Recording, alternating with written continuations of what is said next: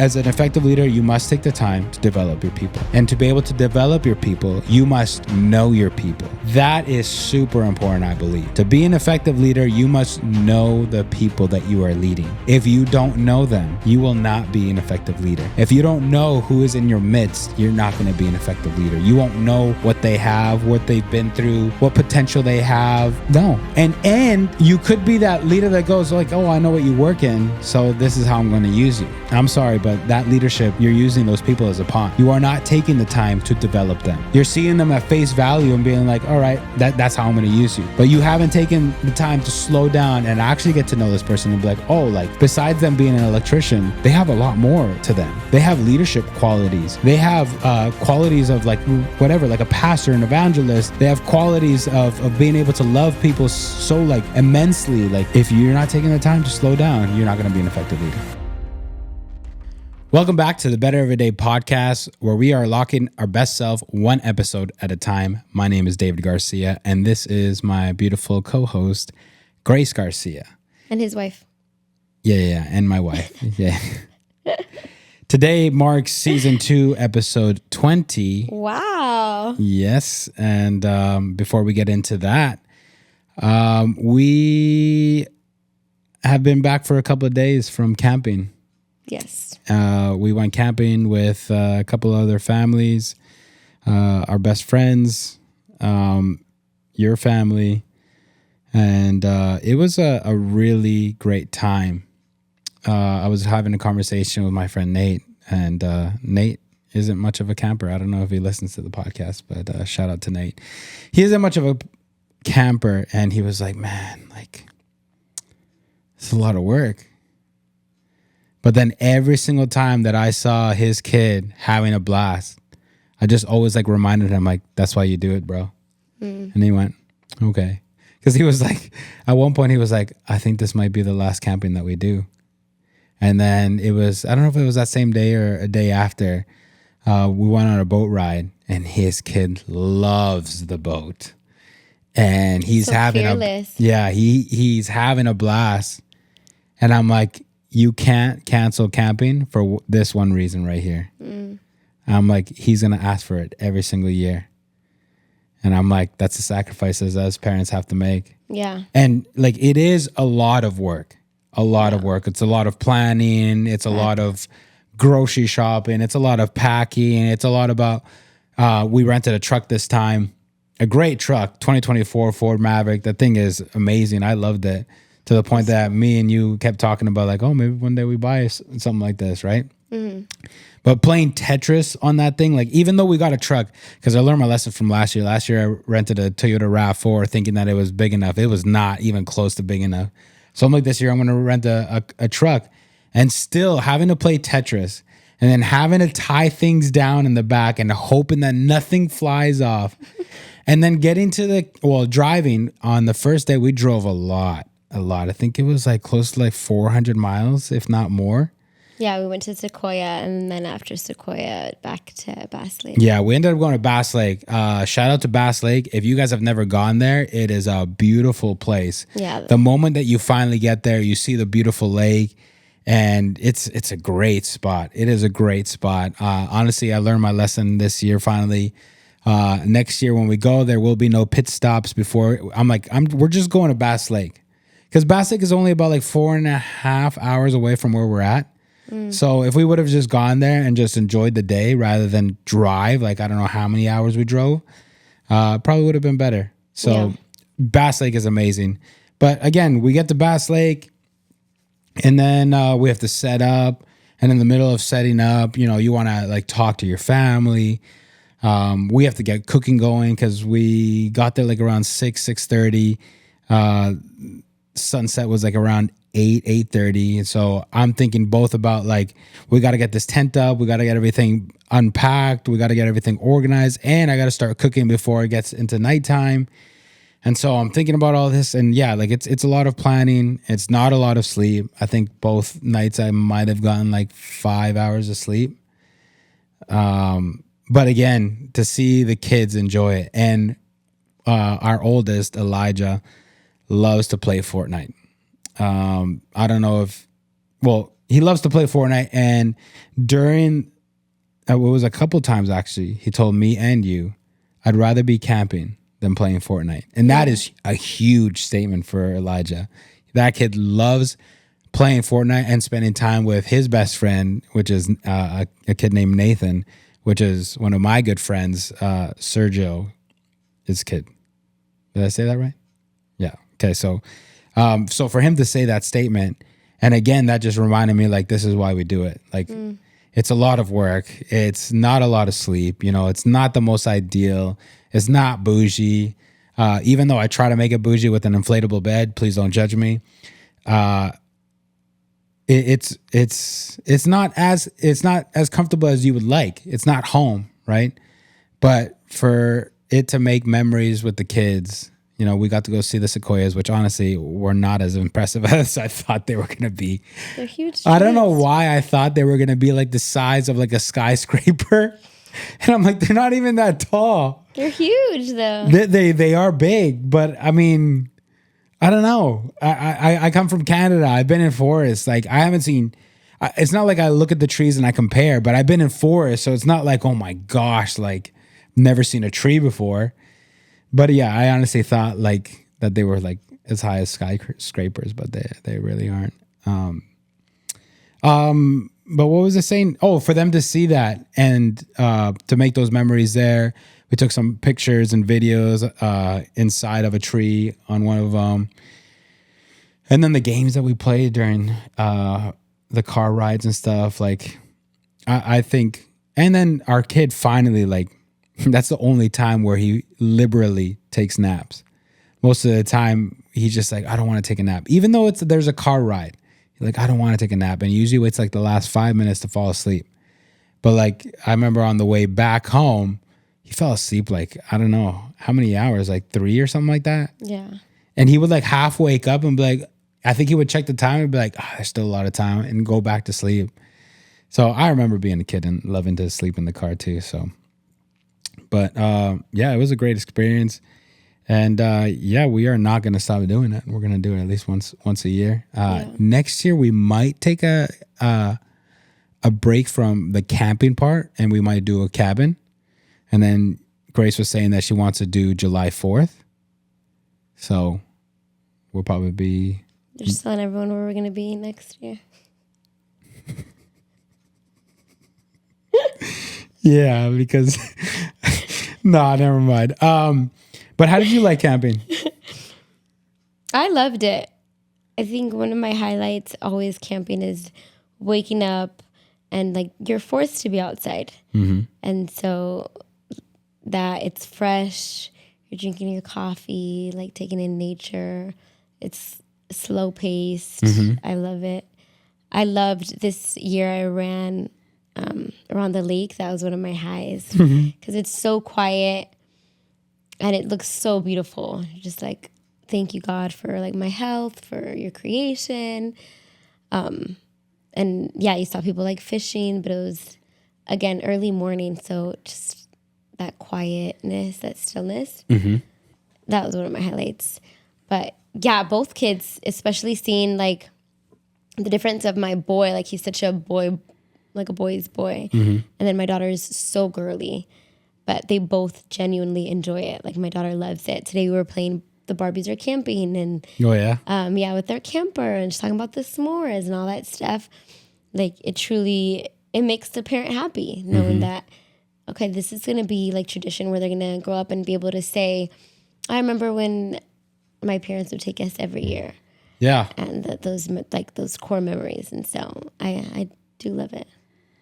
Yeah. And honestly, there's a part of me that hopes to hear one day when they're older, like, remember when we used to go camping at Bass Lake? Mm. Like that was our, and like, I think the bigger thing for me would be if we get to that type of wealth where we can like buy a cabin out there or a cottage. Be like, oh yeah, remember we used to always go up to the cottage like once a year and spend time at the lake and stuff. Because honestly, where I come from in the city where I come from, which is Winnipeg, like all the kids that I grew up with in school all used to say the same thing. Like, oh yeah, we're going up to the cottage. Like everyone had a cottage. And I'm like, what the heck? But yeah, they would all like, oh, we're going to the lake. Oh, we're going wakeboarding. Oh, in the winters, we're going up to the cabin and we're going snowmobiling, like all these things. So to be able to hear that as a kid, I think I always kind of wanted it, but I knew like, I mean, first of all, we're Hispanic, so the culture is completely different. We didn't have the money to get a cabin or a cottage. So if we can get to that point, you know, in our lifetime, I think that would be, yeah, like I guess a desire of mine. Yeah, you know, dream come true. Yeah, I guess I didn't even really know until right now that it was kind of like a dream, but yeah, it kind of is. Because yeah, it's just memories, you know, and I was having a conversation with a couple of friends these last couple of days, and just like about cherishing the time that we have with our kids, knowing that before we know it, they'll be 13 and they won't want to hang out with us anymore. Yeah. You know, we'll have to like almost implement it on them. Hey, okay, you're going to hang out with your friends most of the time, but at least these times every year, we're going to hang out as a family.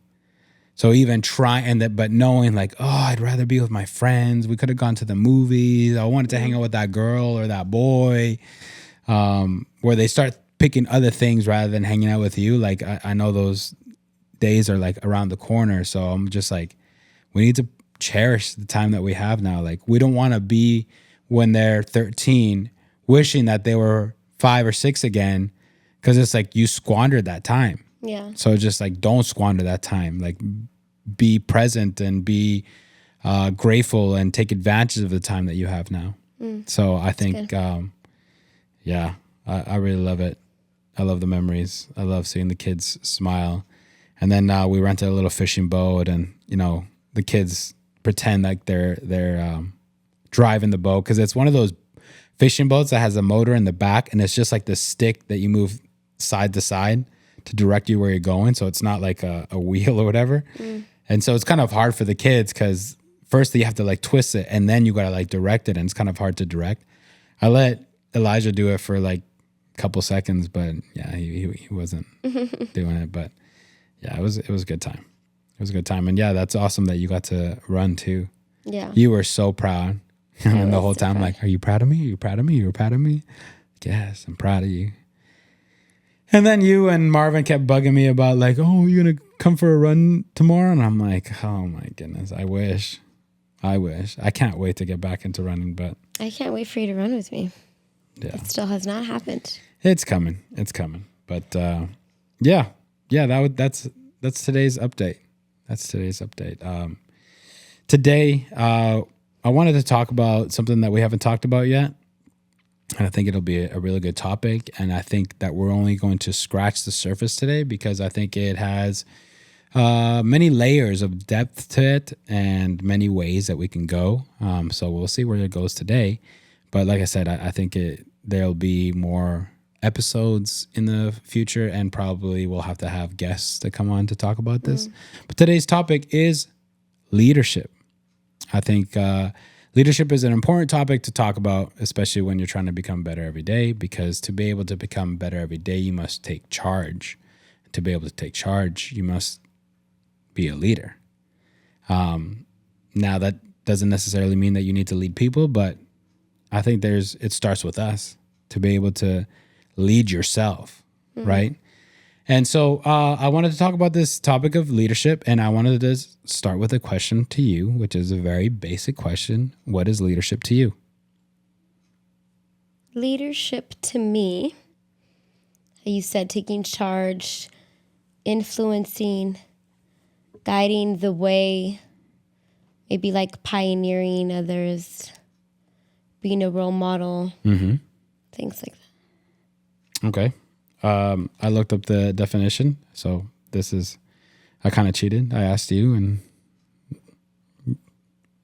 you're not going to ask me, so I'm going to give you the definition. Leadership is the ability to guide and to influence individuals or groups towards achieving a common goal.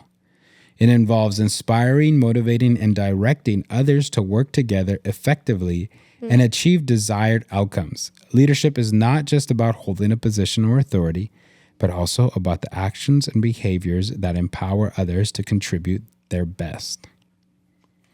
So, To the next question. What do you think makes an effective or good leader? Them not just talking about it, but being about it. Okay. I feel like a lot of leaders nowadays, they'll say the right things, but then not like show it in their life. It's easier said than done. Yeah.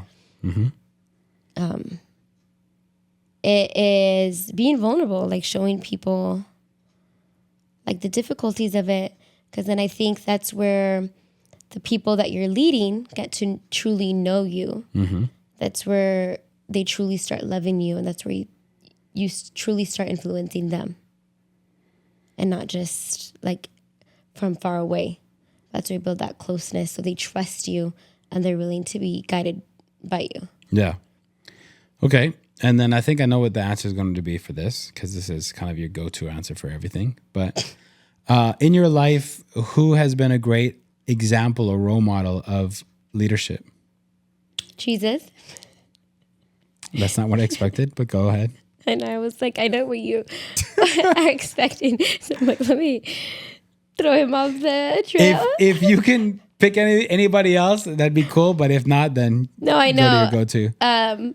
Yeah, Jesus from the Bible is a great, obviously, role of a servant leadership, which is like countercultural, I think, but like CEOs, corporations with the world models. But my mom is a great leader. What made her a great leader? What she preached, she followed at home, which my dad too. I think my dad's a great leader, but they both were in the public eye and are in the public eye, my dad.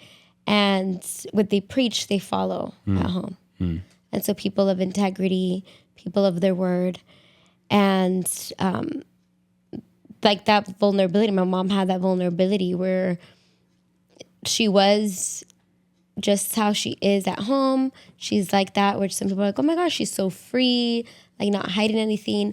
And so because I think she put her heart on her sleeve, people loved her and she loved them, that people were willing to follow her. And we're like, no, she's legit. Like, she's real.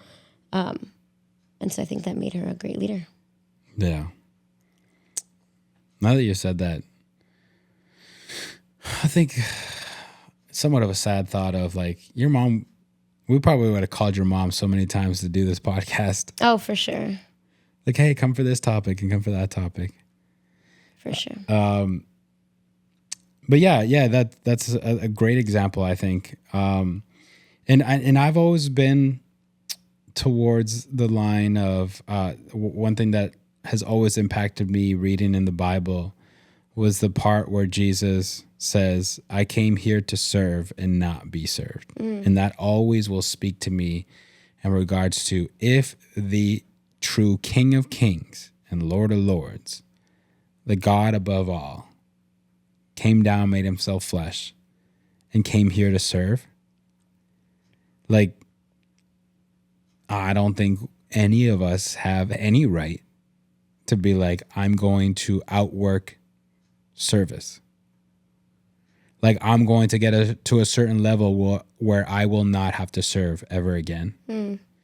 I think people are okay with a season of service up to a certain point, and then they go, eventually I'll get out of this. Eventually I will deserve to be served and not have to serve anymore.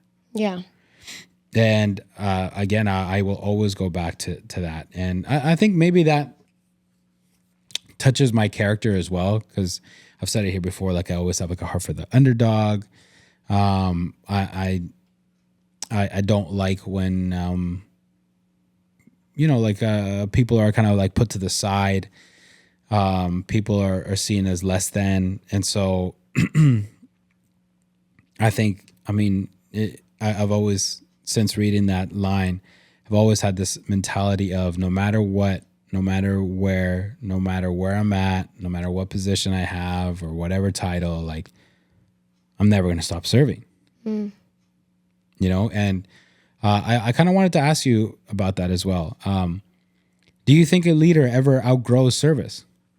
And obviously, you're going to go to the answer of like, obviously not, because of what I just said, what it says in the Bible. But also, I have heard some leadership people say, like, when you get to a certain level of leadership, you must learn how to delegate.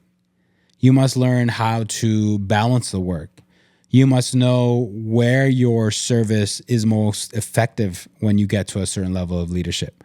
That you won't serve the same way that you served before, but you will still serve in a way. What do you think about that? I do think a leader should always serve. Mm-hmm. Similar to what you were saying, like Jesus, he had divine power, and yet he emptied himself to become as we are. Mm-hmm. And I said this yesterday. So yesterday I was talking about leadership at our church's leadership collective, they call it. So it's like the leads and their core team.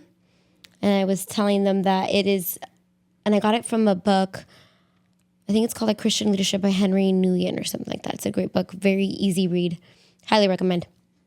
But he was saying how the reason why so many leaders start using control and power is because it's easier to control than to love. And so I think similarly, you stop serving, I think, when there's no love there. Like you just see them as what they can do. You want an outcome, you want efficiency, and so you start controlling them, and you don't really care about their hearts. You don't care about them. I haven't been in like, I have had leadership roles in like the secular world, but not like in corporate. So I don't know, I can't put myself in their shoes, but I'd hope, and I'm trying to imagine, like if I was a Christian, like CEO, say I'm like all the way at the top, right? And I get to that point where the workload is a lot and I have employees under me and I'm delegating, like what does that look like to still serve those and to love those who are under me, right? Because I do think it's wise to delegate. Like you don't want to do everything because you can easily burn out. Right. And so it's wise, just like how they need you, for you to need them. And I think that's where Christian leadership is different. Because one of the things I was talking about yesterday too is the secular world, like we try to model leadership based off of what we see. So like therapists, psychiatrists, doctors, it's my client has a need. I'm going to supply them that need, but there's this arm's length space. So I am the leader, you are the client. And so there's this boundary, right? Okay. In a Christian leadership, Jesus, how he said it's like, we must lead where I'm willing to die for my friends. I'm willing to like die for my brother and sister in Christ. We can't do that if we don't truly love them. And so it has to be an exchange. Like I am broken. I am sinful. I am weak. And so I need them too. And so I feel like there's an exchange. Like you need me to lead, but I need you to feel cared for, to feel sought after, to be held accountable. And so I'm thinking that in that area where you're a leader and to delegate, it's this exchange where it's like, you need me to lead and I'm going to do that and be vulnerable. Like, this is where I need you. This is where I am feeling, I guess, the load and I could take it on, but I'll feel burnt out. And like, I think more of like that vulnerable, which usually it's like control, like do this because I have the power, and not of that heart of like, hey, I see you, I value you, and it would like help me. Like I need this to be done because like that more vulnerable heart where it's like a transaction, like we need each other. Does that make sense? Yeah. As you were talking, I was reminded of Moses when his father-in-law, I believe, was the one who was like, buddy, you're getting burnt out. You're going to have to delegate some of this stuff, right? And it's Jethro, I think. And he delegated it. Yeah. And then when you were talking about the CEO saying like, hey, this is a lot for me, I'm going to have to like delegate this stuff. Then it also made me think like, how can you become an effective leader where you can delegate and it doesn't feel like control? And you're the leader that goes, I can delegate, and the people are happy to grab it, right? And I think one of your points is the vulnerability part, which I think is great. But I still don't think the vulnerability part is enough. And the reason why is because the vulnerability part can be interpreted, let's say, if we want to make it very basic and general, in two ways. One, they go, oh my gosh, he's sharing his heart. I really appreciate it. I got your back. Number two, oh my gosh, how are you crying? You make this X amount of money. You have X amount of power. Like, why am I going to feel bad for you? And now you're giving me work. And obviously it's about the heart posture of the person receiving that delegation as well, right? But still, like, the person could go like, yo, I'm not going to feel bad for you. And now you're giving me extra work. And so the obvious answer is you pay me more money then. Yeah.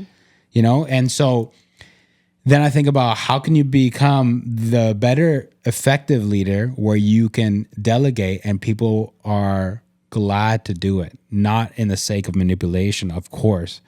An effective leader will never see people as pawns. But I think to be an effective leader, you must, in a way, cast a vision that inspires the people like that are following you. In this case, inspire people, make them feel like they are part of the journey, not just workers in the journey. Like, we're doing this, and one of the definitions is you're all working for a common goal. And so for them to feel like you're delegating me this, but I know that you're doing stuff too. And that brings like a picture that I've seen and has always sat with me. I'll probably put it up here. Is a picture of a leader that there's like a desk or something like that. And the workers are like carrying it. And the one leader is at the desk cracking the whip. And the other leader is up front pulling what everyone else is pulling as well.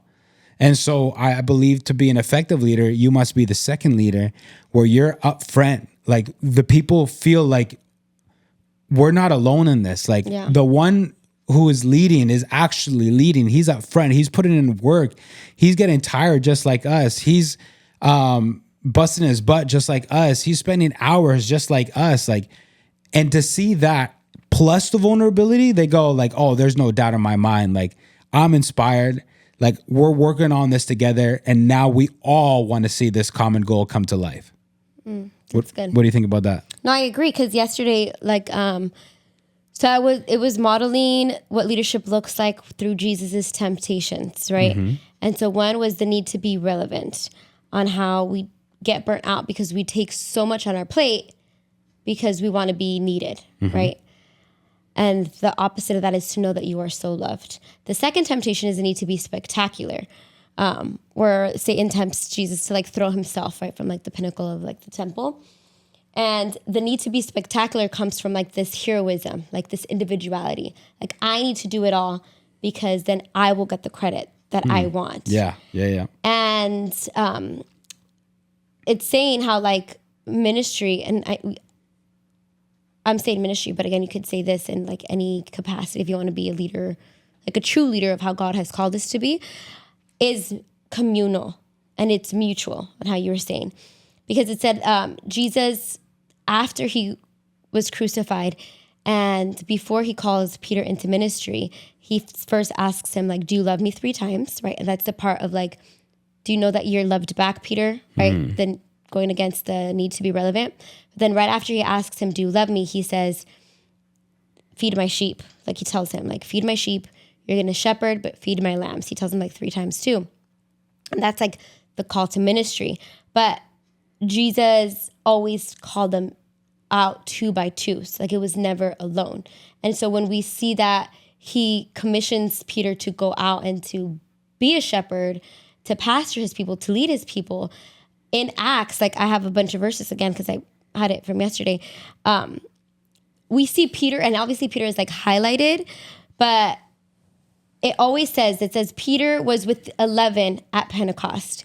It says Peter and John heal a lame man. It says Peter and John pray for new believers. Peter brings 6 believers when visiting Cornelius. Peter joins key leaders in shaping early church mission. Like, he's never alone. And I think leading is way more effective when you do it with others. Because how you say you'll carry the burden, you see, but it's not just so your name can be glorified. Because how many people at work, when you're at work, you do, like, the ones under do all the work, right? Like the mule labor, the hard labor.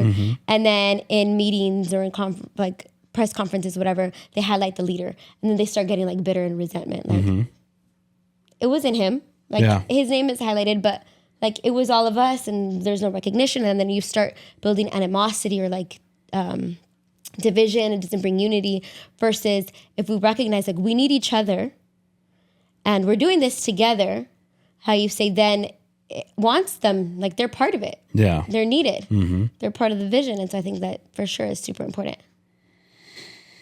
Yeah, and I think to be an effective, good leader, you need to constantly check yourself as well. Yeah. Because as you were saying that last part in regards to like letting the workers know that they are needed, I can also see leaders be like, if they know that they're needed, then they're going to ask for more money. If they know that they're needed, then they're going to demand more from me. Just like it's sometimes, quote unquote, easier to keep them at that length. Yeah. We're just like, you're going to always be reminded of where your place is.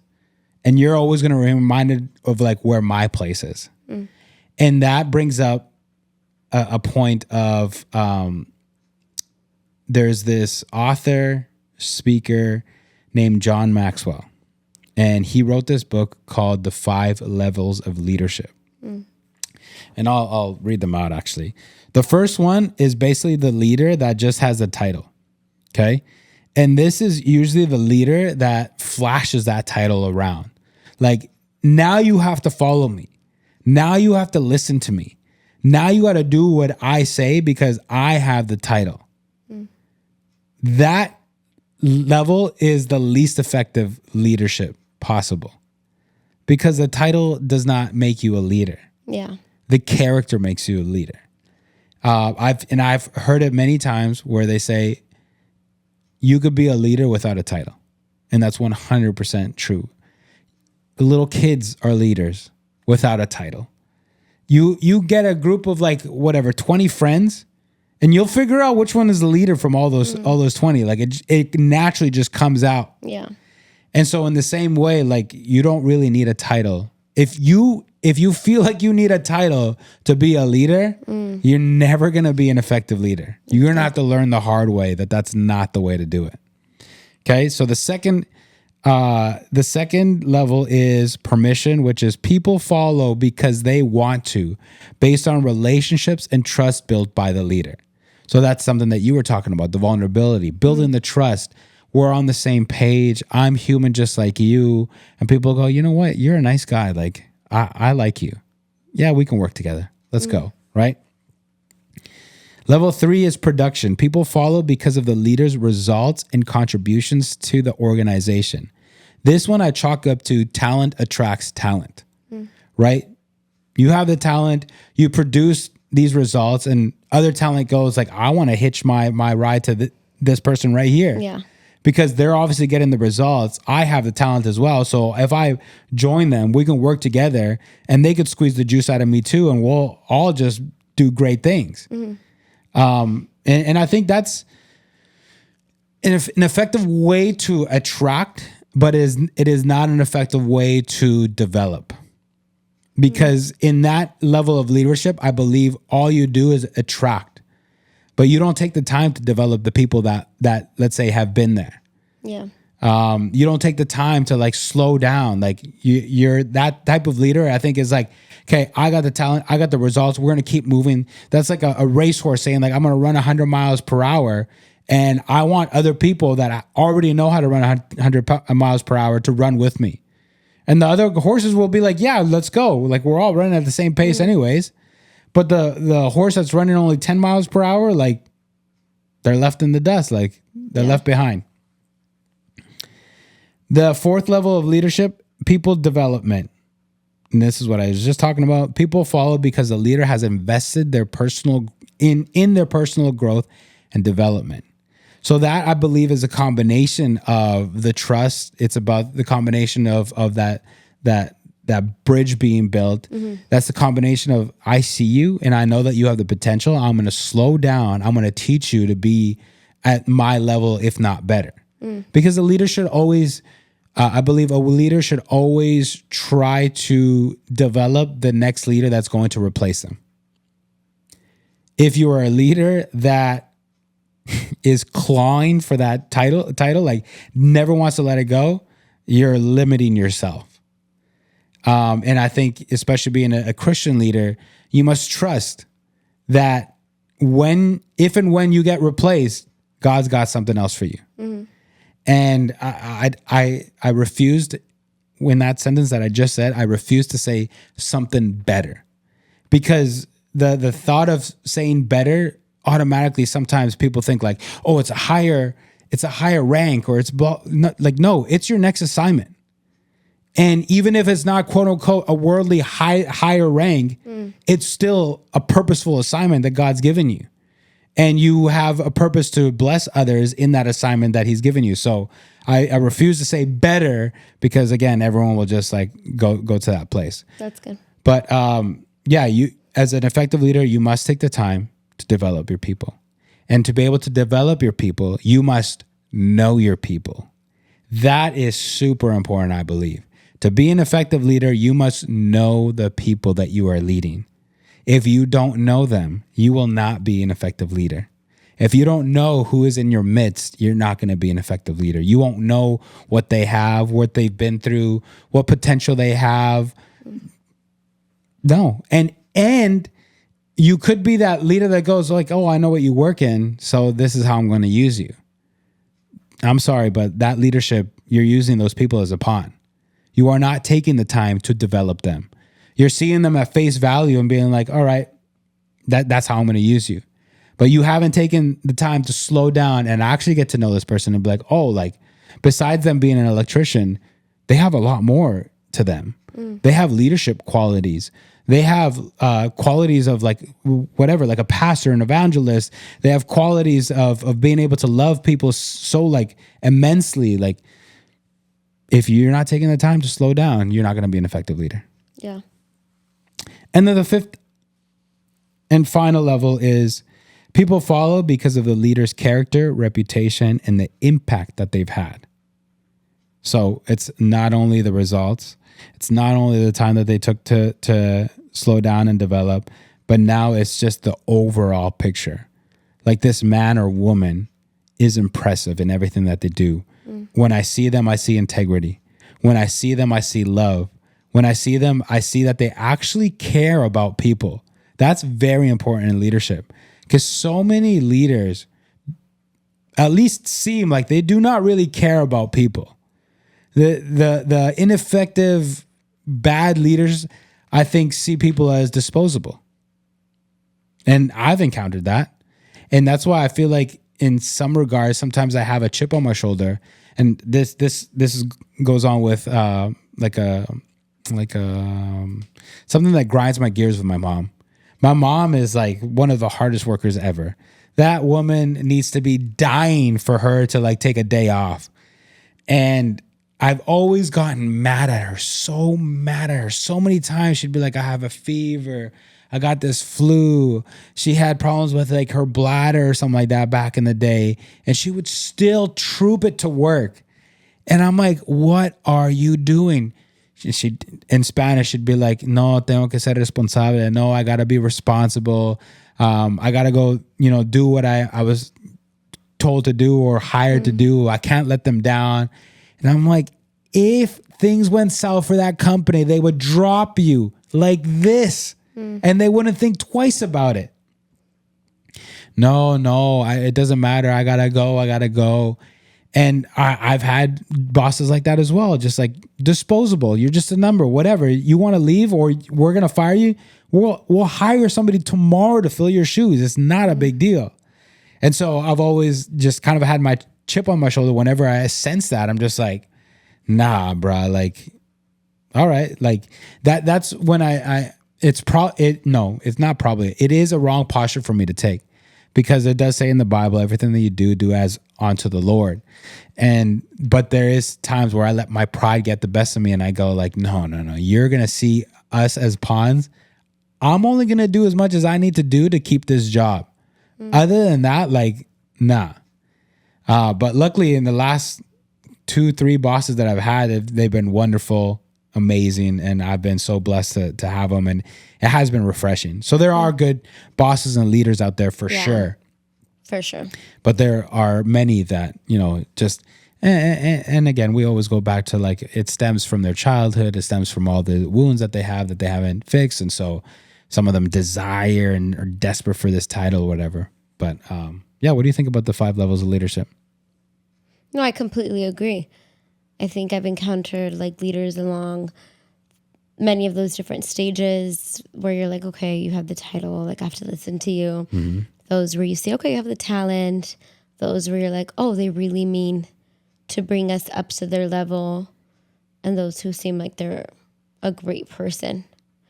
And I do think as Christian leaders, how you were saying, I do like how you emphasized like it doesn't have to be a better position. Because I think we're so stuck on this upward mobility. Like if I invest, if I sacrifice, because it could be sacrifice, then the outcome, right? Like in the stock market, sometimes it'll go down, but then eventually I'll go up and I'll get something greater.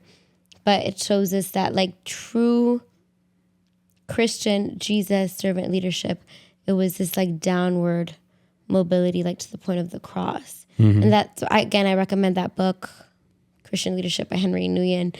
I think it's like In the Name of Jesus or something. He was saying how he was like, he went to like Harvard, yeah, like some of the greatest schools, seminary, has written so many books.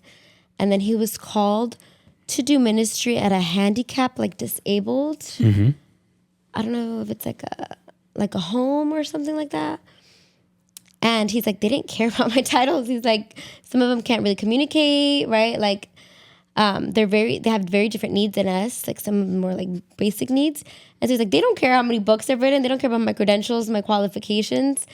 Like they don't care about what I have to say. It's like they care about who I am, how am I helping them. And so he had to change his perspective of like, what does it mean to serve them? Like, what does it mean to lead these people who they could care less of who I am, like what title I have. And so that's where he got a lot of this insight of like how to be a leader. And I think if we can be a leader, that same leader of integrity with that character, which is that last, the 5th level, then it doesn't matter if we're at our home with our 2, like a stay-at-home mom with our 2 kids. It doesn't matter if we're at work, if we're at church, if we're on a platform, like we continue to stay the same. And so that's who we should strive to be, that we can have that title or not. We can enter that sphere of influence or not, but we always stay true to who God called us to be. Yeah, and you might be hearing this episode and what we're talking about and think, and it's probably our own fault because we have been kind of talking about this, but you touched on it right now, which is you can be a leader at home. You can be a leader in your marriage. You can be a leader with parenthood. You can be a leader at work. You can be a leader at church. You can be a leader just with your friends. Like there's so many ways that you can be a leader. Yeah. So this is not just about, corporate. This isn't just about your workplace or church organization. But just being a leader, like it is so important for you to be a leader in marriage. Especially if you're a man, it's so important for us both to be leaders in our kids. And one principle for sure, I read it today in John, and I heard it through John Maxwell as well. People don't learn from what you speak. People emulate, they reproduce what they see. And the same thing, it's you see the example of kids, and that's also true in whatever organization that you're in. Yeah. Whatever type of leader that you are is what you are going to produce. It's plain and simple. Go ahead. It's important to be a leader, even though maybe you haven't, like the people listening haven't thought of like, oh, I am a leader, or maybe you haven't like seen yourself in that light. Because if you are not leading, whether again that's your home or your marriage and whatever season you find yourself in, if you are not leading, then you're following something. And sometimes we can become so passive that we end up following the cultures of this world, following the bad habits, following like things that maybe you didn't desire to go there. And so a leader I think they're mindful of where am I going? They have a goal, right? They have somewhere they want to be, and they make sure they take the steps to be there. And so again, even that's in your marriage. It's like, okay, if we don't have a goal, if I don't have a vision of where I want to be, I'm going to just be passive and I'm going to let time separate us, right? Where it's like we have irreconcilable differences and we lead to divorce because I don't know you, you don't know me. Or if I'm not leading my children, then someone else will, whether that's social media, school, their friends. A leader is someone who sees the future, has a vision for their life and saying, I am not going to be passive about this, but I'm going to take the steps to get to where I want to be. Yeah. And I would also add, like, a leader brings a sense of direction of where everyone is going. We're all going this way. And B, a good leader brings a sense of safety to the people. We might not be doing something safe, but there is a sense of safety. There's a difference, right? We might be doing dangerous things together, but there's a level or a sense of safety. Why? Because I trust this leader. I've seen this leader's character. I know that this leader is not going to give up. I know that this leader has knowledge. I know that this leader has wisdom. I know that this leader has experience. That brings a level of safety. I know that this leader cares and loves me. I know that he's not going to let me fall behind. Like, that all brings a sense of safety. And again, also brings a sense of inspiration of, like, although we're about to go do these dangerous things. Like, I look at Jesus and the disciples, although we're going to do all these things that are going to get us persecuted, like, no, we trust him. We trust him. We'll follow him to the ends of the earth. Like, we've seen way too much. We've seen his character. He's slowed down to develop us. He's made sure that we've grown. Like, he's invested in us. Like, there is no doubt. And I'm going to go wherever he goes. If he jumps off a bridge, I'm going with him. Like, and so, to be a good leader is to do that, you know, and it's not just about charisma. Charisma is basically, you could be acting charisma. Yeah. But your true leadership is going to be tested. I think that's where there's not a lot of true change. Because you can get inspired by someone, right? Whether that's a pastor, your boss, a teacher. Their charisma will get you hooked, but you'll forget about it easily. And that's where there's no real true change. Because again, if a leader has taken the time to develop you, has taken the time to teach you, you're going to follow to the point of transformation. Like, you will follow their footsteps and there will be change, there will be fruit. But if you're not seeing maybe your kids change, if you're not seeing like your team, your ministry change, it's probably because you can capture their attention for when you have it, but when they leave, they're not following your footsteps. Yeah, and I think it was in a John Maxwell book. I don't know if it was in this one, The 5 Levels of Leadership, or another one, but it's similar to what you're saying. He said, you can impact from far. Yeah. And we said at the beginning, leadership is influence. So you can impact from far, just like you said, you can inspire from far. But in order to influence, you must get close. If you are not getting close, you are not going to be able to influence people. And when we're talking about close, again, it's building that trust. It's building that vulnerability. It's building and it's building that, like, we're on the same team, you know, like. And I just want to make a small interjection, because today, as I was reading John, me and my wife have been reading John together. Something came up, and I'm going off topic, but I feel like I gotta say it. Vulnerability. We did an episode of vulnerability, and the vulnerability is a pretty big topic, especially in the church world right now, at least in our church world. And I feel like when people think about vulnerability, or at least when I think about vulnerability, I used to always think vulnerability is just when you say that you're sad. When you're brave enough to say that you're sad, when you're brave enough to say that I'm going through something so hard, when you're brave enough to say that you're hurt or you're broken, you know. But then I was reading in John, and it was this part where Jesus was just like to the Pharisees, like, the Father sent me, he is my witness, like, just stating all these truths and facts. And I'm like, that is vulnerability. Why? Because vulnerability is when you put yourself in possible harm's way. And for him to know that he would be persecuted for all the things that he was saying, that is vulnerability. Although it may come across as prideful or arrogant or just showing off who he was or, no. That is vulnerability as well. And vulnerability takes faith, strength, and courage. And so it's not just about, I'm finally being humble, or I'm finally putting down the walls and saying how hurt I am. No. It can also be, I'm finally stepping into bravery. I'm stepping into the unknown where I'm believing that God has called me to do these things.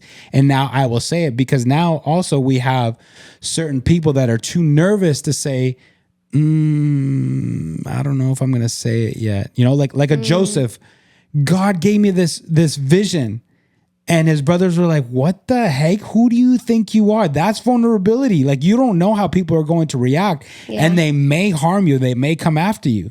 So that also takes vulnerability. So that was my small interjection. No, I think that's good, because there's so many people who aren't leaders who should be leaders. And everyone, again, at one capacity or another should be a leader. And it's that fear of if I step up, who do I think I am? Right? Like, they start doubting themselves. And so how many people go without leadership because they're not brave or vulnerable enough to put ththemselves in that situation? There's so many times I feel like I doubt myself, right? Whether that's in real life, on TikTok, where it's like, who am I? Like, who do I think I am? I'm conceited and all that. But that's shying away from my calling. That's shying away from putting myself in those places where people can criticize me, and leaders will be criticized, and to not be afraid of it. So I think that's super important and goes hand in hand with what we're talking about. Yeah. And like I said, we're only going to be scratching the surface, so we're not going to get too far into it. There's, again, so many different things that we could talk about. What makes an effective leader, or an organized leader, a leader that's on top of things, a leader that loves his people, go into depth of how you can love people. So many different ways, right? But today we're going to start, ramping down. And I just want to ask you, I guess, whichever one you want to answer, or if you want to answer them all. Okay. But basically, which level do you think you would categorize yourself as a leader? And maybe if you don't remember, just, kind of say this is where I think I'm at. Okay. And also, if you could pick something that you could work on as a leader, what would it be? Those are great questions. Personally, right now in this season, which I'm grateful for, because a little backstory, we left our last church, which was the church I've been in most of my life, at my dad's church. And it wasn't an easy process. It was definitely painful. I never imagined myself to leave, but I do feel like it was necessary at that time. And I did say one thing. I was like, I don't want to go to a church where I'll be given leadership, right? Because I did have leadership in my dad's church. And I was like, I don't know if this is because I'm a pastor's daughter, because he's my dad. It's just easier, right? Especially in a small church, I feel like when there's a need, just handing out titles. And so I was afraid in that season, or that area, and that sphere, that I was that first tier leadership, just having the title. Yeah. And I was like, if I'm going to enter into a new church and do ministry, I don't want to be just, you're the pastor's daughter, you're a leader, right? And so now at our new church, I don't think I just got the title, because even for a long time I didn't have the title. And what was the second one? You can remind me the levels. So it was the title one. The second one was the influence. So people follow because they want to, based on the relationships and trust built by the leader. Okay, I think that definitely. I think I saw that through connect groups, which we have small groups and things like that. What's the third? The third one is people follow because of the leader's results and contributions to the organization. So talent. Okay, I think I for sure have that. I was needed, then you're good at this area. So kind of delegating me things to do within a ministry, right? That kind of leadership. But that happened to you. That happened to me. I didn't go seek it. It was you're good at this. And so... we're going to give you the leadership title. But the level 3 leadership, which is people follow because of the leader's results and contributions to the organization, would mean that people under me would see. People see you as a leader, and because they see all your results and stuff, they say, I want to be on your team. Okay, yeah. So I had that one. Okay. And then what's the next one? The next one is people development. So people follow because the leader has invested in their personal growth and development. Okay, so I feel like I'm somewhere between those two levels. Reason being is there have been people who have seen me and they're like, I want to join your team because I've inspired them. So I feel like that's a talent one where they're like, I've seen what you've done. I've heard you. I trust you. So I want to like be on your team, right? And then right now I find myself training people, but I feel like I was gifted that role, like not gifted, but told, do these leadership trainings. Again, yesterday I did a class and I feel like that is training people, but still from afar. Does that make sense? Yeah.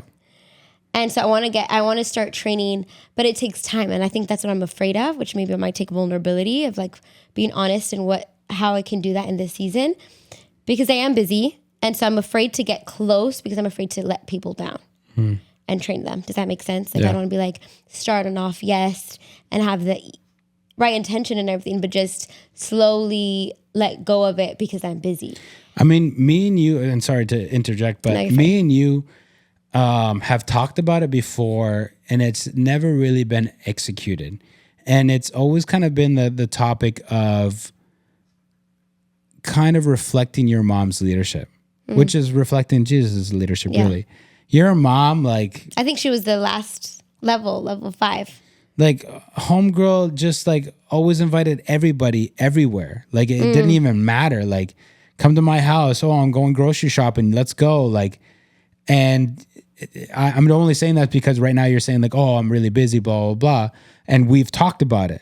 Like we've been like, oh, so-and-so and so-and-so, like, should we start inviting them more and inviting them into like our dinners, or like if we go out to like a Elijah soccer game, should we invite them and stuff like that? Like that it is possible to fit that into our schedule. It is, because then you are basically, again, reflecting your mom and reflecting Jesus of inviting them into your life. Your life. Now we're really doing life together, because there are some people that go like, we're doing life together, and you ask them like, oh, what's going on with so and so? I'm like, oh, I don't know. I haven't talked to them in a couple of weeks. Just like, okay, you're not really doing life with them then. Like, and so I feel like I find myself there, and that needing to get to that level where it's like this one-on-one intentional training, not like, oh, lead this training, right? So that's definitely a challenge I want to take. And I think, I mean, it requires like both of us, right? We're like, okay, are we going to be social? Like it requires, I think, for us to be in a healthy place. And okay, she says that because we have had cycles before where we're like, sometimes she's antisocial and I'm ready to be social, or I'm antisocial and she's ready to be social. Like I feel like because we're married and because we have kids, like we all need to be on the same page. Yeah. And so hopefully there's like it's accountability to like where we can be there, because I think we both have that desire to influence close. And I think we've seen like snippets, like, okay, we've done it here and there. And I definitely do want to get to that next level. And so I thought, to be honest, I haven't really been intentional, like, what kind of leader am I? But I think I'm pleasantly surprised, like, oh, I'm farther than I thought I'd be, which is good, because I think I've been intentional in self-growing. And I think when you're focused on yourself, on making sure you're the best version that you can be, you're naturally a better leader. And I didn't work on myself because, like, I want to be the best leader possible, like to do it for the title. I did it just because I want to be the best version of myself. And it's nice to see like that just translated into me becoming a better leader. Yeah. How about you? Me, I think I've been the one that has the title. I've been 2, where I've built certain relationships. 3, I can't confidently say I've been 3. That's with the talent? No, that's, talent, attracting talent. And then it's basically just like about the leader's result and stuff. Like, I feel like that's not for me to say. It would be like for somebody else to be like, like I could see. No, I do think you have a lot of friends or people who ask for your help.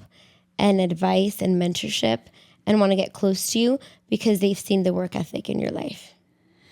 Yeah, but like I said, I don't think I could confidently be like, I've been 3. I can confidently say he's. I think 4, where I have taken the time to slow down and invest in people and take time to talk to them and advise them, counsel them, pray for them. You know, that's one of the ones that I love the most because I'm able to be there as, you know, they're progressing, and that's one of my greatest joys and fulfillments. But I think you could be there because 3, you attracted them based off what you do.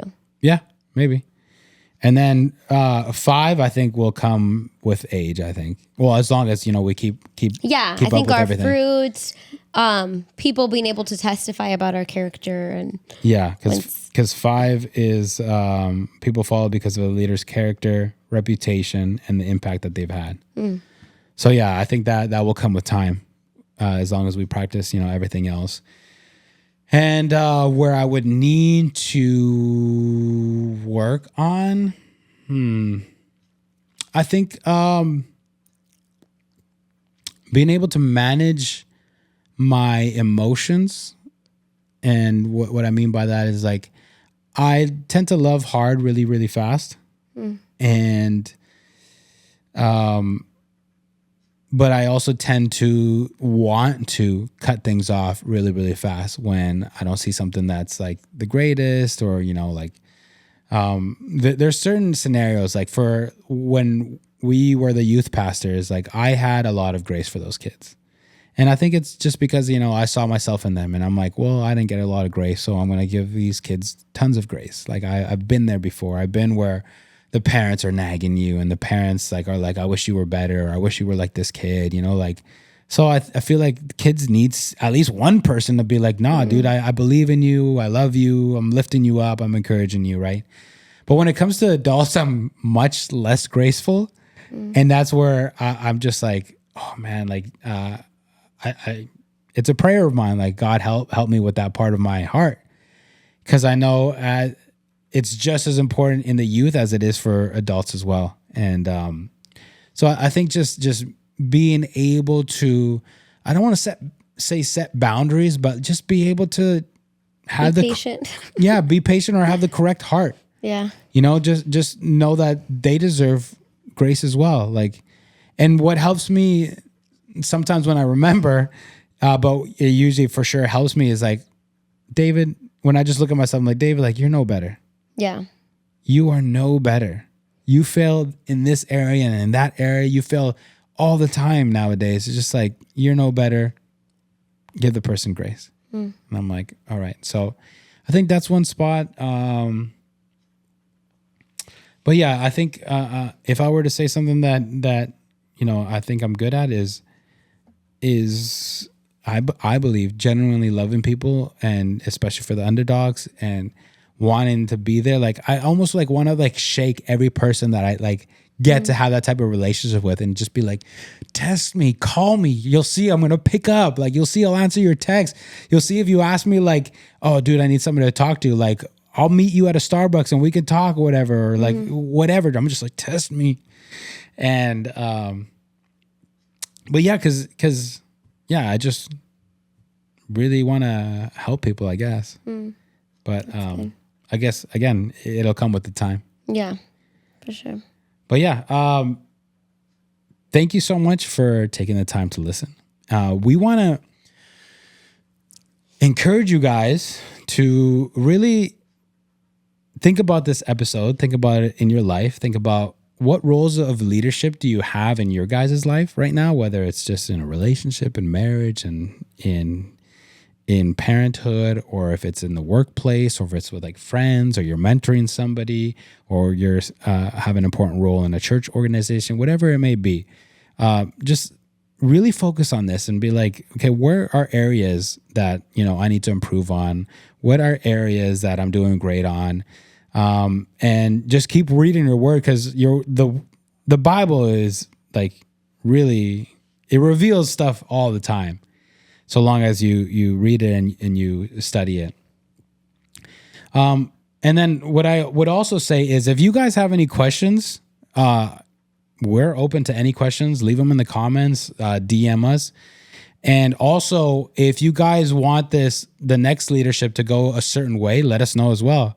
Because we'll more than happily go whatever way you guys are wanting to go. Like if you guys have certain questions or like a big topic of like, hey, this part of leadership, can you like, expand on that or dig deeper into that?